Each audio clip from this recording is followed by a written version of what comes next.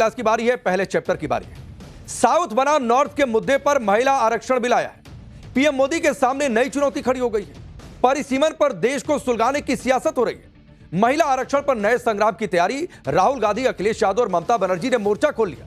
उधर मोदी शाह ने कौन सी रणनीति बना ली है इससे निपटने की? डीलिमिटेशन में साउथ के राज्यों से अन्याय होगा या फिर भ्रम फैलाया जा रहा है इंडी गठबंधन के द्वारा? डेटा के साथ पूरा सच आज आपको पाठशाला में दिखाएंगे।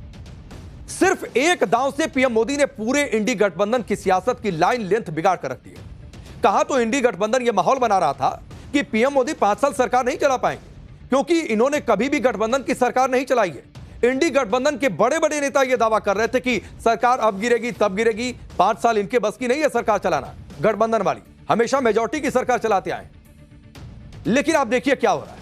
वही इंडी गठबंधन के नेता अब यह कह रहे हैं कि पीएम मोदी ने तो 2029 का चुनाव जीतने की भी तैयारी कर ली है। यानी ये मान रहे हैं खुद कि वो गलत कह रहे थे। पीएम मोदी ने अपना गेम सेट कर लिया है 2029 के लिए। ये बातें इंडी गठबंधन महिला आरक्षण बिल को लेकर कह रहा है। अब कल से संसद के सत्र की शुरुआत हो रही है, 3 दिनों तक चलेगा, यानी 16 से 18 तक। पीएम मोदी देश की सियासत में सबसे क्रांतिकारी बदलाव को लागू करने की शुरुआत करने वाले हैं। पीएम मोदी कल से वो काम निपटाने जा रहे हैं जो दशकों से अटका पड़ा है। वैसे भी प्रधानमंत्री मोदी ने जब से सत्ता संभाली है कई सारे फैसले लिए, या फिर उनके शासनकाल में कई सारे ऐसे काम हुए जो दशकों से अटके पड़े थे, चाहे कश्मीर चले जाइए या फिर अयोध्या चले जाइए। लेकिन एक और काम, बड़ा काम प्रधानमंत्री मोदी पूरा करने वाले। लोकसभा और विधानसभा में महिलाओं को 33% आरक्षण मिलेगा। यह ऐतिहासिक फैसला आधी आबादी को जाहिर सी बात है नई सियासी ताकत देगा। इधर इतिहास बनने जा रहा है और उधर पीएम मोदी के इस दांव से इंडी गठबंधन में गजब का हड़कंप मचा है, क्योंकि पीएम मोदी ने महिला आरक्षण और डीलिमिटेशन को एक साथ जोड़ दिया है और पूरा विपक्ष इसी एक पॉइंट को लेकर बवाल मचा रहा है कि दोनों को एक साथ क्यों जोड़ा। दोनों को एक साथ गूंथकर इंडी गठबंधन को फंसा दिया गया है। अब इंडी गठबंधन के नेताओं को समझ में नहीं आ रहा है कि करें तो क्या करें, इसका काउंटर क्या लेकर आए। यही वजह है कि इंडी गठबंधन में खलबली मची है। तमिलनाडु और बंगाल का चुनाव को भूलकर इंडी गठबंधन इस मंथन में जुट गया है कि पीएम मोदी की सियासी किलेबंदी, घेराबंदी को कैसे तोड़ा जाए और कुछ इस तरीके से तोड़ा जाए कि नैरेटिव की लड़ाई भी जीत ले। और शायद इसी हड़बड़ाहट में अब इंडी गठबंधन के नेता महिला आरक्षण बिल पर डर का माहौल बनाने में जुट गए। कोई यह कह रहा है कि दक्षिण में बवाल मच जाएगा, विरोध शुरू हो जाएगा, आंदोलन शुरू हो जाएगा, अराजकता हो जाएगी। कोई पीएम मोदी को चेतावनी दे रहा है कि हल्के में मत दीजिए। कोई मणिपुर जैसी हिंसा की धमकी दे रहा है। यानी डीलिमिटेशन पर देश को सुलगाने वाली सियासत शुरू हो गई और यही सियासत प्रधानमंत्री मोदी के सामने बड़ा चैलेंज है आज की डेट में। आज पाठशाला में आपको बताऊंगा कि कैसे महिला आरक्षण बिल पर साउथ बनाम नॉर्थ हो रहा है। क्या सच में परिसीमन में साउथ की सीटें घट जाने वाली हैं या फिर सिर्फ भ्रम फैलाया जा रहा है? आपको यह भी बताऊंगा कि राहुल गांधी ने महिला आरक्षण को लेकर कौन सा नया मोर्चा खोल दिया है। सब लोग परिसीमन की बात कर रहे हैं, राहुल गांधी कास्ट सेंसस की बात क्यों कर रहे हैं? यह भी बताऊंगा कि इंडी गठबंधन की राजनीति की काट के लिए संसद में प्रधानमंत्री मोदी की क्या तैयारी है। लेकिन पहले जो आर पार की सियासत हो रही है उसकी एक झलक आप देखिए।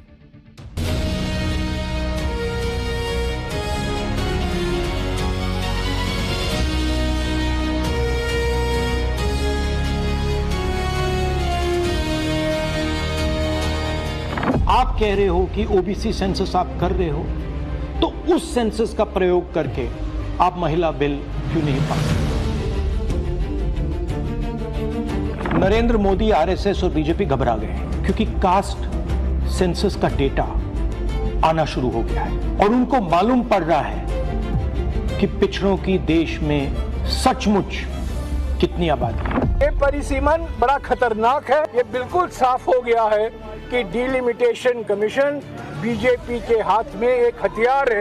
And the southern states, some people tried to mislead in the past by saying that the southern states will lose out due to their successful family planning.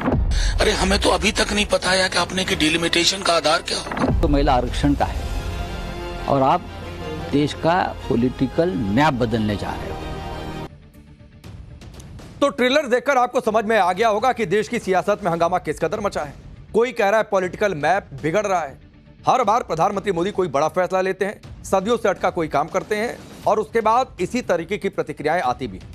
खैर, कल से संसद के विशेष सत्र की शुरुआत हो रही है, जिसमें महिला आरक्षण को लागू करने से जुड़े बिलों को संसद में पेश किया जाएगा। इसमें परिसीमन से जुड़ा बिल भी है। जिसके जरिए सीटों को बढ़ाने की तैयारी है और इसी को लेकर इंडी गठबंधन ने गदर काट दिया है। इंडी गठबंधन के नेता यह माहौल बना रहे हैं कि पीएम मोदी महिला आरक्षण को लागू करने के लिए जो परिसीमन करवा रहे हैं उससे देश में आग लग जाएगी। वो ये कह रहे हैं कि अराजकता फैल जाएगी, दक्षिण के राज्यों में मणिपुर जैसे हालात हो जाएंगे। आप सुनिए शिवसेना यूबीटी के नेता संजय राउत क्या माहौल बना रहे हैं। तो महिला आरक्षण का है और आप देश का पॉलिटिकल मैप बदलने जा रहे हो, लेकिन इस चक्कर में देश का मैप बदल जाएगा। जिस तरह से दक्षिण के राज्यों ने इशारा दिया है केंद्र सरकार को, तो मुझे डर लगता है कि इस बहाने मणिपुर जैसी स्थिति दक्षिण के राज्य में न हो। क्योंकि जिस तरह से जनसंख्या का अनुपात के अंदर नॉर्थ इंडिया में और साउथ इंडिया में फर्क आया, वहां जनसंख्या नियंत्रण पर काम हुआ, वो अगर आधार होगा और सरकार तय करेगी कि कौन सा वो तय करना है, तो एक अविश्वास के भाव बढ़ेगा। और मुझे लगता है साउथ के अंदर इसको लेकर के आंदोलन हो जाएगा और देश में अविश्वास की भावना जगे, ये अच्छी बात नहीं है। आप सोचिए, शिवसेना यूबीटी का खुद का पॉलिटिकल मैप महाराष्ट्र की सियासत में बिगड़ा हुआ है, कांग्रेस सिकुड़ती जा रही है, उनका पॉलिटिकल मैप बिगड़ा हुआ है और वो साउथ के नेताओं के बयान के आधार पर कह रहे हैं कि देश का पॉलिटिकल मैप बिगड़ेगा। अभी तो संसद में बिल भी नहीं पेश हुआ है। परिसीमन आयोग जनसंख्या का कौन सा डेटा इस्तेमाल करेगा, राज्यों में सीटें किस आधार पर बढ़ेंगी, यह सब अभी क्लियर नहीं है। लेकिन इंडी गठबंधन के नेता पहले से ही माहौल बना रहे हैं कि यह तो बहुत खतरनाक है, इससे तो बवाल मच जाएगा, देश में आग लग जाएगी, अराजकता फैल जाएगी। पहले से ही माहौल सेट कर दिया गया है क्योंकि तमिलनाडु में चुनाव है तो वहां यह मुद्दा ज्यादा गरमाया है। परिसीमन के मुद्दे पर तमिलनाडु के सीएम एमके स्टालिन ने केंद्र सरकार को चेतावनी दे दी। इसका जिक्र हमने कल भी किया था। सोशल मीडिया पर एक पोस्ट में सीएम स्टालिन ने क्या लिखा है वो आप देखिए जरा। क्या तमिलनाडु के भारत के विकास में योगदान देने की सजा मिल रही है? क्या तमिलनाडु और दक्षिणी राज्यों से इसी तरह का बदला लिया जा रहा है? परिसीमन संशोधन तमिलनाडु और दक्षिण राज्यों के साथ अन्याय है। अगर केंद्र सरकार परिसीमन का फैसला वापस नहीं लेती है तो नतीजे भुगतने पड़ेंगे। केंद्र सरकार को इसकी बहुत भारी कीमत चुकानी पड़ेगी। पूरे तमिलनाडु में कल काले झंडे लहराए जाएंगे। तो आप सोचिए कि ये बताने, अपनी बात रखने की या फिर विरोध की भाषा है या फिर ये धमकी की भाषा है या फिर ये मान लें कि साहब राज्य में चुनाव है तो बोलेंगे मंच से। सीएम स्टालिन साफ साफ कह रहे हैं कि बहुत बड़ा प्रदर्शन होगा और पूरी ताकत से इसका विरोध किया जाएगा। अगर साउथ के सियासी ताकत को कम किया गया तो 1950 और 1960 के दशक में भड़की हिंसा के रिपीट टेलीकास्ट देखने को मिलेंगे, ये तक धमकी दी जा रही। कांग्रेस नेता और पूर्व सीएम अशोक गहलोत ऐसे ही माहौल बना रहे हैं कि अगर यह हुआ तो स्थिति बहुत बिगड़ जाएगी। अशोक गहलोत चेता भी रहे हैं कि पीएम मोदी को इसे हल्के में नहीं लेना चाहिए। वो ये कह रहे हैं कि बयान नेता दे रहे हैं तो सिर्फ उसको बयान की तरफ मत लीजिए, गंभीरता से लीजिए। यानी आप समझ लीजिए कि महिला आरक्षण बिल पर डराने धमकाने की राजनीति शुरू हो गई है। साउथ बनाम नॉर्थ के एजेंडे को हवा दी जा रही है, जबकि भाषा और बाकी फैक्टर्स को लेकर पहले ही साउथ और नॉर्थ का मुद्दा गरमाया रहता है। कई बार इसको लेकर तनाव बढ़ जाता है और अब एक और नया मोर्चा खुला गया है और कहा जा रहा है कि डीलिमिटेशन इस तरीके से आप करेंगे, बावजूद इसके कि फार्मूला नहीं बताया सरकार ने, माहौल गर्मा जाएगा। अगर इंडी गठबंधन इसी तरह की राजनीति करेगा तो पीएम मोदी के सामने एक नया चैलेंज आ जाएगा। क्योंकि आप देखिए कि विपक्ष की ओर से तो ऐसी ऐसी भाषा का इस्तेमाल हो रहा है, मानो क्या ही कर देंगे, क्या ही बवाल मचेगा। जैसे आप सीपीआई-एम के नेता को ले लीजिए, सांसद हैं जॉन बिठास, उन्होंने तो इसे देश के लिए डेथ वारंट कह दिया, डेथ वारंट शब्द का इस्तेमाल कर रहे हैं। सोशल मीडिया पोस्ट में सीपीआई-एम सांसद ने क्या कहा वो मैं आपके सामने रखता हूं। महिला आरक्षण के नाम पर जो बिल लाया जा रहा है वो फेडरल इंडिया के लिए डेथ वारंट है। इसी तरह सीपीआई-एम के महासचिव दीपांकर भट्टाचार्य हैं, वो ये कह रहे हैं कि अभी यूनियन टेरिटरीज में 19 सांसद हैं जिनकी संख्या करीब डबल कर दी जाएगी। तो क्या यह संकेत है कि बिहार और बंगाल को बांटकर कुछ नई यूनियन टेरिटरीज बनेंगी? वो ये सवाल पूछ रहे हैं। इस तरह की राजनीति विपक्ष इस मुद्दे पर कर रहा है, जबकि बिहार और बंगाल को बांटने की बात कहीं से नहीं है। कहीं से यह नहीं है कि किसी राज्य की भौगोलिक सीमा बदल दी जाएगी। तो फिर यह बांटने वाली बातचीत कहां से आ रही? और सीपीआई-एम के नेता देश की सियासत में ही कितना उनका अस्तित्व बचा है वो खुद अपने गिरबान में झांके। इधर साउथ के कुछ राज्यों में महिला आरक्षण और उससे जुड़े परिसीमन पर बवाल हो रहा है, इधर नॉर्थ में राज्यों में भी अलग तरीके की राजनीति चल रही है। और इस राजनीति का मोर्चा राहुल गांधी, अखिलेश यादव, तेजस्वी यादव और मायावती ने संभाल लिया है। महिला आरक्षण के अंदर ओबीसी महिलाओं को आरक्षण देने की मांग पर तगड़ी सियासत हो रही है। कांग्रेस कह रही है कि अगर ओबीसी वर्ग की महिलाओं के आरक्षण की बात नहीं हुई तो सत्याग्रह के माध्यम से एक बड़ा आंदोलन करेंगे। कांग्रेस का आरोप है कि सरकार का असली छिपा हुआ एजेंडा यह है कि जातिगत जनगणना न करवाई जाए और ओबीसी की महिलाओं को आरक्षण से वंचित रखा जाए, उन्हें दूर रखा जाए इस आरक्षण से। आज नेता विपक्ष राहुल गांधी भी इस विवाद में कूद गए और यह मांग रखी कि पहले जाति जनगणना करवाई जाए, उसके बाद जनसंख्या के हिसाब से महिला आरक्षण के अंदर ही पिछड़े वर्ग को भी आरक्षण दे दिया जाए। सुनिए आप राहुल गांधी क्या कह रहे हैं। प्रधानमंत्री नहीं चाहते कि कास्ट सेंसस, नए सेंसस, ओबीसी सेंसस के बेसिस पे यह निर्णय लिया जाए। वो चाहते हैं कि 2011 का सेंसस यूज किया जाए जहां पे पिछड़े वर्ग का नंबर है ही नहीं।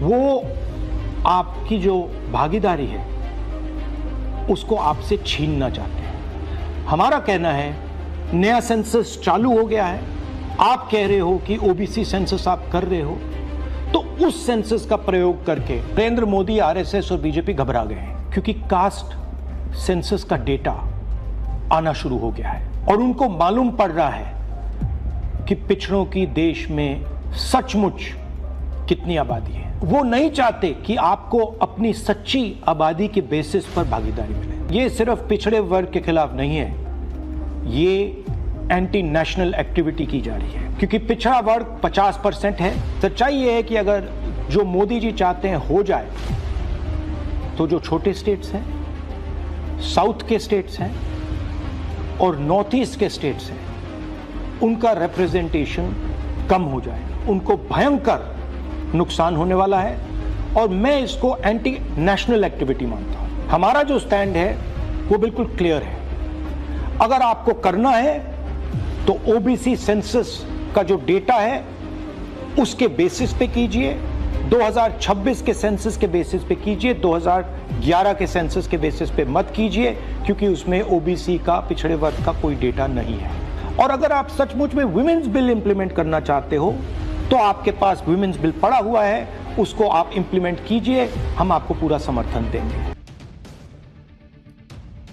तो राहुल गांधी ने एक मोर्चा खोला और कहा कि नई जनगणना आने दीजिए और उसके आधार पर करिए, पिछड़े वर्ग की बात उन्होंने की। सियासी घमासान यही नहीं थम रहा। अखिलेश यादव ने इसे पिछड़ों के हक पर डाका और जाति जनगणना को पटरी से उतारने की साजिश करार दी। अखिलेश यादव ने सोशल मीडिया पोस्ट में क्या लिखा वो आपके सामने रखता। भाजपाई और उनके संगी साथी देश की सबसे बड़ी आबादी के वर्ग मतलब पिछड़े वर्ग की महिलाओं के बारे में चुप्पी साध कर बैठे। ये संशोधन के नाम पर जो जल्दबाजी दिखा रहे हैं, दरअसल उसके पीछे भाजपाइयों की मंशा यह है कि जनगणना ही ना करनी पड़े, क्योंकि अगर जनगणना हुई तो जातिवार आंकड़े भी देने पड़ेंगे और जातिवार आरक्षण भी देना पड़ेगा। यह भाजपा का एक बहुत बड़ा षड्यंत्र है जिसमें जनगणना आधारित परिसीमन को नकार कर पिछड़ों का अधिकार लूटा जा रहा है। इसी तरह की मांग तेजस्वी यादव भी कर रहे हैं। आरजेडी सांसद मनोज झा ने सरकार की मंशा पर सवाल उठाए, सुनिए। अरे हमें तो अभी तक नहीं पता है कि आपने की डिलिमिटेशन का आधार क्या होगा, कौन से अध्ययन के बाद आपने ये तय किया। सूत्रों के हवाले से चीजें चलवा रहे हैं और मैंने बार बार लिखा भी है और बोला है, हिंदुस्तान की चुनौतियां बहुत है, उसमें मेंटल बाल्कनाइजेशन को जोड़ मत दीजिए, हम कहीं के नहीं रहेंगे। तो सियासत हो रही है, बयान दिए जा रहे हैं, धमकी वाली बातचीत भी कही जा रही है, लेकिन इन सबके बीच, राजनीति के बीच असली गेम कल होगा संसद में, जहां महिला आरक्षण को लागू करने के लिए परिसीमन समेत 3 बिल पेश किए जाने। संसद में विपक्ष की क्या रणनीति होगी, क्या स्टैंड होगा, इसे लेकर आज दिल्ली में मल्लिकार्जुन खड़गे के आवास पर विपक्षी दलों की एक बैठक हुई। इसकी तस्वीर आपके सामने। और इस बैठक में यह तय हुआ कि विपक्ष महिला आरक्षण के समर्थन में है, लेकिन परिसीमन का विरोध करेगा। विपक्ष की मांग है कि महिला आरक्षण को जस का तस लागू कर दिया जाए, इसे अस्पष्ट सेंसस और फ्यूचर डिलिमिटेशन प्रोसेस से न जोड़ा जाए। आप सुनिए कांग्रेस नेता जयराम रमेश ने क्या कुछ कहा। ये परिसीमन बड़ा खतरनाक है, जो बार बार सरकार की ओर से कहा जा रहा है। गृह मंत्री ने कहा है, अनेक मंत्रियों ने कहा है कि लोकसभा 50% ज्यादा बढ़ाया जाएगा और उसके साथ साथ समानुपातिक तरीके से सभी राज्यों के सीटें बढ़ाई जाएंगी लोकसभा में। वो कहीं इस विधेयक में शामिल नहीं है, सिर्फ लोकसभा का जिक्र किया गया है। जो हर एक राज्य का स्ट्रेंथ होता है, जो अनुपात है, वो इस बिल के आधार पर घटेगा। जिस तरीके से डीलिमिटेशन कमीशन ने असम में और जम्मू और कश्मीर में अपना काम किया है, ये बिल्कुल साफ हो गया है कि डीलिमिटेशन कमीशन बीजेपी के हाथ में एक हथियार है बहुमत पाने के लिए। तो आप सोचिए, पूरा विपक्ष, पूरा इंडी गठबंधन परिसीमन के मुद्दे पर अड़ा हुआ है, जिस वजह से मामला फंस भी सकता है। हालांकि लोकसभा में एनडीए की स्थिति मजबूत है, लेकिन विपक्ष के सहयोग के बिना यहां भी संविधान संशोधन को पारित कराना आसान नहीं है। जो फिगर है वो जरा मैं आपके सामने रखता हूं। एनडीए के पास कुल 292 सांसद हैं। सामान्य विधेयक के मामले में यह संख्या पर्याप्त है अगर उसको पास करवाना होता है, लेकिन चूंकि यहां पर मामला संविधान संशोधन का है, संविधान में संशोधन के लिए 2/3 बहुमत चाहिए होता है। लोकसभा की वर्तमान संख्या 540 है, 3 सीटें अभी खाली है, इसलिए 540। अगर सभी सांसद वोटिंग करते हैं तो कम से कम 360 सांसदों को इस बिल के पक्ष में वोट देना होगा, तभी संविधान संशोधन हो पाएगा।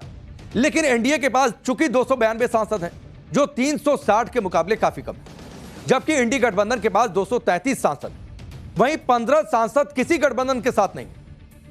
यानी संविधान संशोधन को पारित करवाने के लिए सरकार को 60 से 70 सांसदों की और जरूरत पड़ेगी, जो उनके पास अभी है उसके अलावा। और 60 से 70 सांसद, यह बड़ा नंबर होता है। इंडी गठबंधन महिला आरक्षण का समर्थन तो कर रहा है, लेकिन उसे परिसीमन का प्लान खटक रहा है, और उसको यह लग रहा है, खटक भी इसलिए रहा, उसे लग रहा है कि इससे पूरा चुनावी गेम पलट जाएगा। लेकिन इसी चक्कर में इंडी गठबंधन फंस भी जाएगा। अगर विपक्ष के विरोध की वजह से आधी आबादी का आरक्षण लटक गया तो विपक्ष की राजनीति के लिए यह घातक साबित होगा। महिला विरोधी होने का टैग लग जाएगा। बंगाल और तमिलनाडु में बीजेपी यही माहौल बनाएगी कि इंडी गठबंधन ने महिलाओं को उनका हक नहीं पाने दिया, जबकि सरकार ने तो तैयारी की थी कि महिलाओं को 33% आरक्षण दे दिया जाए। अगर विधेयक का साथ दिया तो दक्षिण के राज्यों में विरोध का खतरा बढ़ जाएगा। उधर महिला आरक्षण का रास्ता साफ कर बीजेपी बंगाल चुनाव में अपने पक्ष में नैरेटिव बनाएगी, इस बात की भी तैयारी है। और दरअसल इसीलिए कांग्रेस बार बार कह रही है और मल्लिकार्जुन खड़गे बार बार कह रहे हैं कि यह दरअसल बिल विपक्ष को फंसाने के लिए ला रही है सरकार। लेकिन पीएम मोदी के सामने एक चुनौती इस मुद्दे पर हो रही पॉलिटिक्स है। विपक्ष इसे नॉर्थ बनाम साउथ का मुद्दा बनाने में लगा है। राहुल गांधी इसमें ओबीसी पॉलिटिक्स ले आए हैं। उधर विवाद को लेकर सरकार के सूत्र यह कह रहे हैं कि 850 सीटों की अधिकतम सीमा है, इसे और नहीं बढ़ाया जा सकता। हर राज्य के लिए एक परिसीमन आयोग बनाया जाएगा, जो यह तय करेगा कि उस राज्य में कितनी सीटें मिलेंगी। किसी राज्य में सीटों की संख्या का निर्धारण भी तभी होगा जब परिसीमन आयोग उस राज्य के सभी राजनीतिक दलों से विस्तृत चर्चा करेगा। सरकार के मंत्री भी यही भरोसा दे रहे हैं कि दक्षिण के हितों पर कोई आंच नहीं आएगी, सीटों की संख्या में आनुपातिक वृद्धि होगी। लेकिन एक माहौल बनाया जा रहा है, और इन सबके बीच केंद्रीय मंत्री किरण रिजिजू तो यह भी दावा कर रहे हैं कि साउथ के राज्यों को फायदा ज्यादा होने वाला है। हंगामा मत मचाइए कि नुकसान होगा, क्योंकि वहां कम आबादी के बावजूद वहां भी आनुपातिक वृद्धि होगी। सुनिए केंद्रीय मंत्री किरण रिजिजू ने क्या कुछ कहा। And the southern states, some people tried to mislead in the past by saying that the southern states will lose out due to their successful family planning. The numbers have risen proportionately. So no state is losing. So every region, every state is fairly distributed and given the provision of increase in the numbers of seats. तो सरकार अपनी ओर से यह कह रही है, भरोसा दिला रही है कि अन्याय किसी के साथ नहीं होगा, आनुपातिक वृद्धि होगी। अभी से हंगामा मत खड़ा करिए। परिसीमन को लेकर सबसे ज्यादा विवाद साउथ के राज्यों की भागीदारी को लेकर हो रहा है। इस पर सियासी मोर्चेबंदी भी शुरू हो गई है। तेलंगाना के सीएम रेवंत रेड्डी साउथ के बाकी राज्यों के सीएम से लेटर लिखकर अपील कर रहे हैं कि इस मुद्दे पर एकजुट हो जाइए, पूरी ताकत से इसका विरोध किया जाए। अब यह समझिए कि परिसीमन को लेकर सरकार क्या कह रही है और विपक्ष क्या कह रहा है, और दरअसल पेच फंसा कहां पर है। अगर आप देखें, कुछ आंकड़े मैं आपके सामने रखता हूं कि अभी लोकसभा में यूपी की हिस्सेदारी है 14.7%, महाराष्ट्र की हिस्सेदारी है 8.8%, बिहार की हिस्सेदारी है 7.4%, पश्चिम बंगाल की हिस्सेदारी है 7.7%, तमिलनाडु की हिस्सेदारी है 7.2%, जबकि कर्नाटक की हिस्सेदारी है 5.2%। अब विपक्ष इस हिस्सेदारी को लेकर कह रहा है कि भले सीटें बढ़कर 850 हो जाएं, लेकिन राज्यों की हिस्सेदारी का जो ये अनुपात है उसमें बदलाव नहीं आना चाहिए। जबकि सरकार यह कह रही है कि हर राज्य में एक अनुपात में सीटें बढ़ा देंगे। यानी अगर यूपी में 50% सीटें बढ़ती हैं तो तमिलनाडु में भी 50% सीटें बढ़ जाएंगी। जबकि यूपी की जनसंख्या ज्यादा है और तमिलनाडु की कम है। लेकिन इंडी गठबंधन सरकार के इसी फॉर्मूले को खारिज कर रहा है कि डायरेक्ट 50% वाला फॉर्मूला नहीं चलेगा, और पेच भी यहीं आकर फंसा है और इसी को लेकर विरोध हो रहा है। और इसी को लेकर कहा जा रहा है कि चूंकि इधर जनसंख्या ज्यादा है तो ज्यादा ताकत होगी, ज्यादा सीटें होंगी और केंद्र में राजनीतिक असंतुलन बढ़ेगा साउथ और नॉर्थ के बीच में।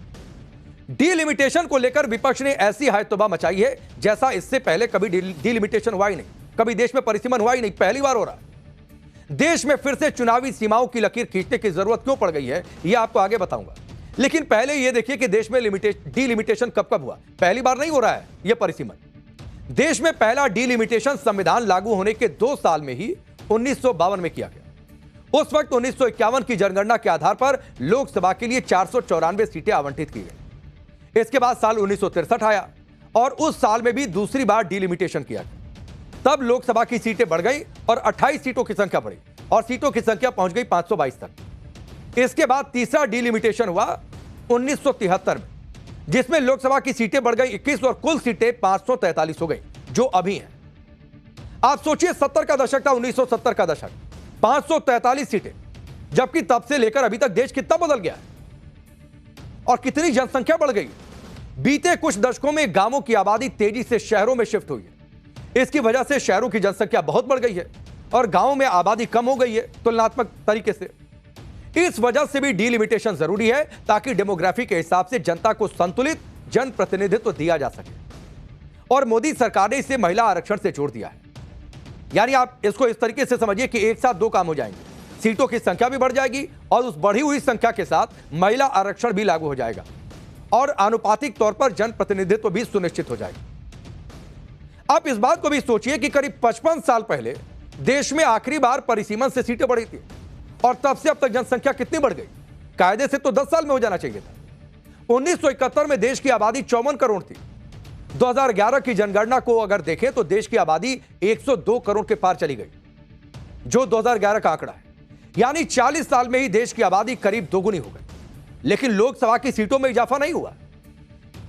अब 2026 में देश की आबादी 140 करोड़ के पार जा चुकी है और आबादी जाहिर सी बात है 1971 के मुकाबले 2.5 गुना बढ़ चुकी है। यानी देश की आबादी 2.5 गुना बढ़ने के बाद भी संसद में जनता का प्रतिनिधित्व वही है जो 1970 के दशक में हुआ करता था। वही 543 सीटों पर बैठे लोग प्रतिनिधित्व कर रहे हैं, जबकि संख्या 2.5 गुना बढ़ गई। जनसंख्या जिनकी संख्या 54 करोड़ की आबादी के हिसाब से तय की गई थी, उतने ही जनप्रतिनिधि आज की डेट में है। इसीलिए सरकार कह रही है कि अब देश में नए सिरे से परिसीमन का वक्त आ चुका है ताकि आबादी के हिसाब से चुनावी सरहदों का दायरा फिर से तय किया जा सके। डीलिमिटेशन की पूरी प्रक्रिया संवैधानिक तरीके से पूरी की जाएगी। अब डीलिमिटेशन की कौन सी संस्था करेगी, उसके पास कितनी पावर होगी, यह सभी आपको जानकारी जल्दी जल्दी दे देता। सरकार अगले 1-2 दिनों में संसद के भीतर परिसीमन विधेयक 2026 पेश करने वाली है। यही वो बिल है जिसकी मंजूरी के बाद परिसीमन आयोग का गठन होगा और परिसीमन आयोग का गठन ही दरअसल परिसीमन करेगा। परिसीमन आयोग के अध्यक्ष सुप्रीम कोर्ट के रिटायर्ड या फिर मौजूदा जज होंगे। इसके सदस्य मुख्य निर्वाचन आयुक्त या उनके द्वारा नामित नॉमिनेटेड निर्वाचन आयुक्त होंगे। अपने अपने राज्य के लिए राज्य निर्वाचन आयुक्त राज्य प्रतिनिधि के तौर पर भी रहेंगे। परिसीमन आयोग के पास एक सिविल कोर्ट के बराबर की पावर होगी। परिसीमन आयोग ही तय करेगा कि राज्यों में कितनी सीटें बढ़ेंगी। यह 850 से ज्यादा नहीं हो सकती है। हर राज्य के लिए आयोग में 10 सहयोगी सदस्य भी होंगे। हर राज्य के लिए वहां के 5 लोकसभा सांसद और 5 विधायक शामिल किए जाएंगे। सांसदों को लोकसभा अध्यक्ष नॉमिनेट करेंगे और विधायकों को संबंधित राज्य के विधानसभा के अध्यक्ष नॉमिनेट करेंगे कि कौन उस समिति में हो। इन सांसदों और विधायकों को सिर्फ चर्चा में भाग लेने या फिर राय देने का ही अधिकार होगा। अंतिम फैसलों पर वोट देने या फिर सिग्नेचर करने का अधिकार इनके पास नहीं होगा। परिसीमन के अलावा भी इंडी गठबंधन को कई चीजों पर आपत्ति है, जिसके बारे में आपको एक एक करके बता देता हूं। पहली आपत्ति यह है कि अभी तो राज्यों में चुनाव चल रहे हैं, तो अभी इस बिल को क्यों लाया जा रहा है? इसे बाद में भी ला सकते थे, 29 के बाद भी ला सकते थे। अब अगर यही तर्क मान लिया जाए तो देश में तो हर वक्त कहीं ना कहीं चुनाव होता रहता है, कहीं ना कहीं इलेक्शन चलते रहते हैं, चुनावी मोड रहता है, तो फिर तो लाते रहिए। अब दूसरी आपत्ति यह है और कहा यह जा रहा है कि अगर आरक्षण देना ही है तो 543 सीटों में ही 33% आरक्षण दे दीजिए। लेकिन सवाल यह है कि मौजूदा सीटें तो 1971 की जनसंख्या के आधार पर तय हैं, जबकि तब से लेकर अभी तक बहुत ज्यादा आबादी बढ़ गई। मैंने थोड़ी देर पहले जिक्र किया कि 2.5 गुना आबादी बढ़ गई। तो उस हिसाब से सीटें क्यों नहीं बढ़नी चाहिए। लेकिन इंडी गठबंधन कह रहा है कि पीएम मोदी तो डर्टी पॉलिटिक्स में लगे हैं। सुनिए टीएमसी के सांसद क्या कह रहे हैं। 2026 में कंसेंसस होना था, कंसेंसस होने के बाद डिलिमिटेशन होना था, और वुमेन बिल तो पहले ही पास कर दिया गया है 2023 में, सर्वसम्मति से किया गया है। और इस समय जब चुनाव चल रहे हैं, 40 तमिलनाडु के और 42 बंगाल के एमपी इलेक्शन में हैं, यानी कि आप ये समझें कि 82 MPs of the 543 MPs busy. तो क्या ऐसी जल्दी थी? सिर्फ ये राजनीति का खेल खेल रहे हैं, गंदी राजनीति कर रहे हैं। तो पूरा विपक्ष फायर मोड में है और एक संग्राम, एक संघर्ष आपको संसद में भी देखने को मिलेगा। और धमकी तो यह दी जा रही है कि यह संघर्ष संसद से सड़क तक देखने को मिलेगा और कई जगहों पर काले झंडे लहराने की तैयारी। खैर, संघर्ष एक दुनिया में भी चल रहा है।